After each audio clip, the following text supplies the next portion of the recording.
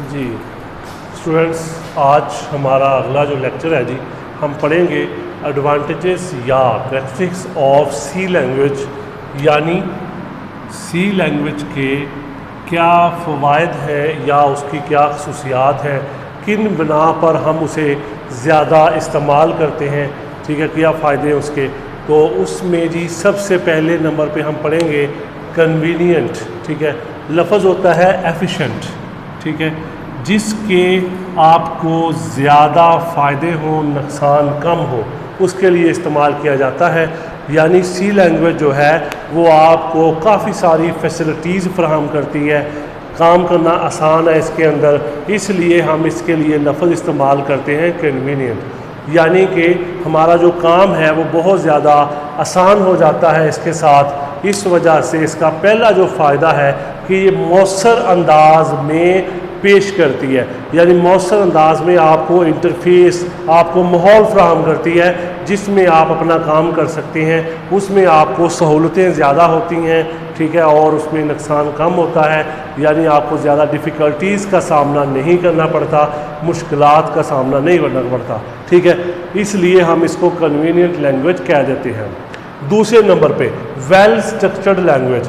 Well structured से मुराद ये है, बेटा देखो सी एक हाई लेवल लैंग्वेज है। हाई लेवल लैंग्वेज का एक सिंटैक्स होता है, हमने जो भी काम करना है हमने उस सिंटैक्स के मुताबिक काम करना है। सिंटैक्स क्या चीज़ है? Set of rules to write a program. किसी भी प्रोग्राम को लिखने के लिए जो असूल होते हैं हम उसे सिंटैक्स कहते हैं। जब आप उन असूलों की खिलाफ वर्जी करेंगे ये आपको काम करने की इजाज़त नहीं देगी, ठीक है। इस वजह से ये वेल स्ट्रक्चर्ड है, यानी हमें इसमें हर चीज़ डिफाइन की गई है, हमें उसकी आसानी से समझ आ जाती है। इस वजह से हम इसको वेल स्ट्रक्चर्ड लैंग्वेज कहते हैं, क्योंकि इसका सिंटैक्स बहुत ज़्यादा आसान है। जी हम बात कर रहे हैं वेल स्ट्रक्चर्ड लैंग्वेज की। कैसे कि इसमें आपने कोई चीज़ मेंटेन करनी है, मॉडिफाई करनी है, वो बहुत आसान है। हर चीज़ के रूल्स डिफाइन कर दिए गए हैं, उन रूल्स को आप फॉलो करोगे और अपना काम कंप्लीट कर लोगे। इस वजह से इसको वेल स्ट्रक्चर्ड कहा जाता है। इसके बाद आता है हमारे पास मशीन इंडिपेंडेंस। मशीन इंडिपेंडेंस से मुराद ये है कि हमने पीछे पढ़ा था मशीन लैंग्वेज के बारे में कि वो थी मशीन डिपेंडेंट। आप जिस कंप्यूटर पे बनाते हैं उसी पे रन होती है, उसके अलावा वो किसी पे रन नहीं होती।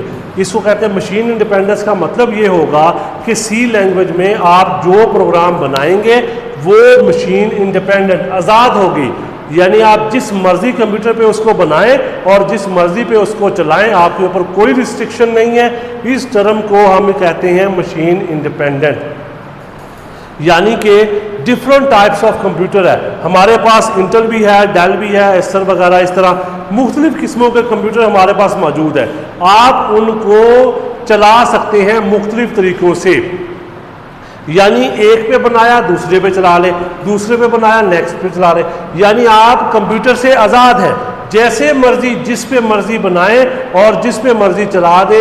इसको कहा जाता है मशीन इंडिपेंडेंस, यानी कंप्यूटर की कोई रिस्ट्रिक्शन नहीं है, आपका इन्हिसार कंप्यूटर पे नहीं है, आपने सिर्फ अपना काम करना है और उसको आगे, ठीक है, रेफर करना है, ठीक है। इसके बाद आता है जी मॉड्यूलरिटी। सी लैंग्वेज का एक फ़ायदा है, हमारे पास कुछ बड़ा मसला आ गया, ठीक है, हम उसको हल करना चाहते हैं लेकिन वो इकट्ठे हल करना मुश्किल है। हम क्या बना लेते हैं, उसके छोटे छोटे मॉड्यूल्स बना लेते हैं, ठीक है। मॉड्यूल सब प्रोग्राम कह लें, उसको नाम दे दिया जाता है, यानी कि उसके हिस्से बना लिए जाते हैं और उनको वन बाय वन हल कर लिया जाता है। इसको समझने के लिए आप एक मिसाल ले लें, जैसा कि आप मतलब एक बादशाह है, उसने कोई मुल्क फतह करना है या किसी आर्मी ने, वो इकट्ठे हमला नहीं कर सकता। वो क्या करेगा, वो उसको हिस्से बनाएगा, पहले हिस्से पे दूसरे पे, इसको कहते हैं तकसीम करो, फतह करो। ये एक टर्म है प्रोग्रामिंग में इस्तेमाल, इसको, ठीक है। ये मॉड्यूलरिटी के लफ्ज़ों में आती है, ठीक है।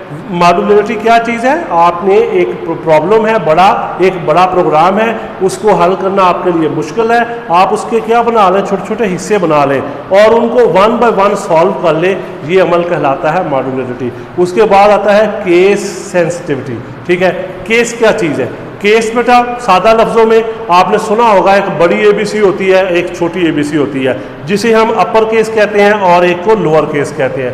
अगर आप अल्फ़ाबेट्स लिखेंगे कैपिटल हरूफ में वो अपर केस होती है, और अगर आप स्मॉल में लिखेंगे वो होगी लोअर केस। जैसा कि कॉन्स्टेंट्स होते हैं, कॉन्स्टेंट को लिखने के लिए आपने अपर केस का इस्तेमाल करना है, यानी केस सेंसिटिविटी। यानी अगर आप बड़े हरूफ में काम करोगे वो उसको और मैनर्स में लेगा, छोटे में काम करोगे वो और मैनर्स में, यानी आपके ऊपर कोई रिस्ट्रिक्शंस नहीं होती। जैसा कि कांस्टेंट है हमारे पास, हम कांस्टेंट को हमेशा कैपिटल में लिखते हैं, ठीक है, ये केस सेंसिटिविटी, ठीक है, यानी उसको सेंस कर।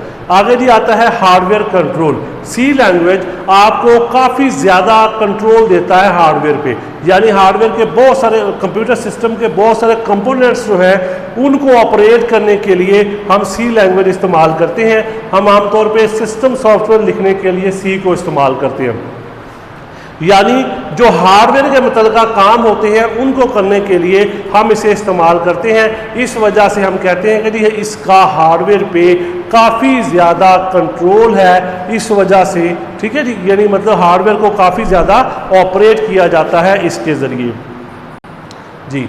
नेक्स्ट अगला है जी हमारे पास स्मॉल लैंग्वेज। सी लैंग्वेज जो है बेटा सिंटैक्स के लिहाज से, स्ट्रक्चर के लिहाज से एक छोटी लैंग्वेज है, ज़्यादा बड़ा इसका कोड नहीं है, ज़्यादा मुश्किल नहीं है इसको समझना, इस वजह से ज़्यादा लोग इसमें काम करते हैं, छोटी लैंग्वेज है, आसान है। फिर आगे जी फास्ट कोड जनरेशन। जब आप इसमें कोई प्रोग्राम बनाएंगे आप उसको ऑब्जेक्ट में चेंज कर लेंगे और फर्दर उसे आगे इस्तेमाल कर लेंगे, यानी जो कोडिंग होती है वो ज़्यादा जल्दी जनरेट की जाती है इसके ज़रिए, फास्ट कोड जनरेशन कहा जाता है इसको। ये जी 7 से 8 इसके फ़ायदे हैं जो हम इस्तेमाल करते हैं सी लैंग्वेज में, ठीक है, यानी सी लैंग्वेज में पढ़ते हैं, जो हमें प्रोवाइड करता है सी लैंग्वेज, जिसकी बिना पर हम इसे इस्तेमाल करते हैं। हम इसको एडवांटेजेस भी कह सकते हैं, कैरेक्टरिस्टिक्स भी कह सकते हैं, ठीक है जी। इसी सवाल में आपको इसी के साथ एक और क्वेश्चन है, वो शॉर्ट क्वेश्चन में आ जाता है।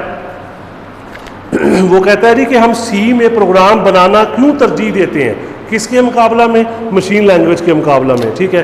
वो ये आपसे पूछ सकता है कि हम क्यों प्रेफर करते हैं सी में प्रोग्राम बनाना बजाय इसके कि मशीन लैंग्वेज में बनाएं। तो वो इस वजह से कि ये एडवांटेजेस की बिना पर, एक तो मशीन इंडिपेंडेंस है, हमारा जो प्रोग्राम होगा,